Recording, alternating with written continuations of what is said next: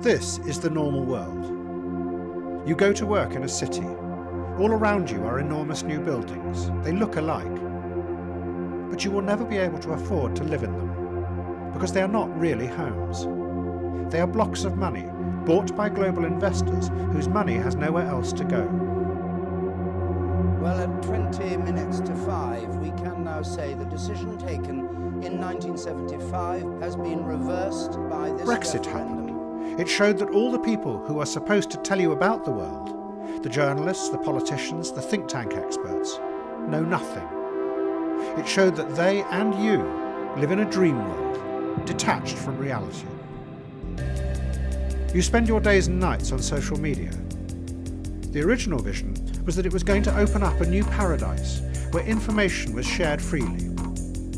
But now, the algorithms are so strong and know so much about you that they only give you what they know you like.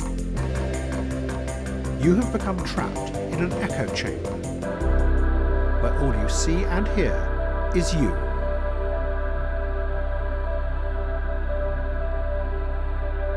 You go into an office and sit at a desk, but maybe it is a fake job. Your real job is shopping. The true factories of our time are the shopping malls. That is where the real hard work is done. You are managed with performance targets and measured outcomes. But as you sit in the glass-walled offices, you know that the targets are manipulated and fake, and the managers know that you know. But you all sit there and pretend it is objective and rational.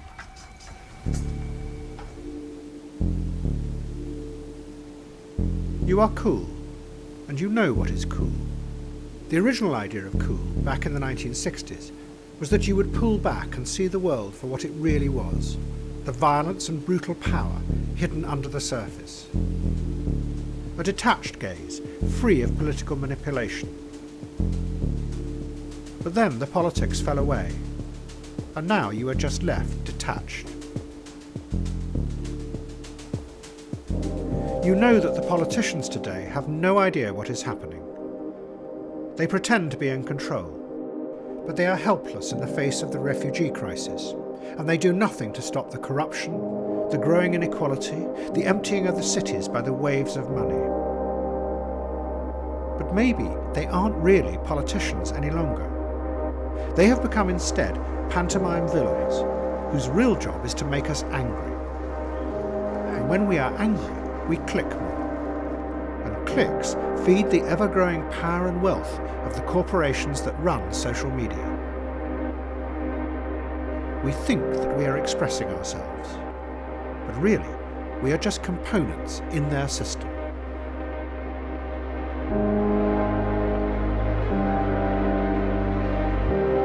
At the moment, that system absorbs all opposition, which is why nothing ever changes.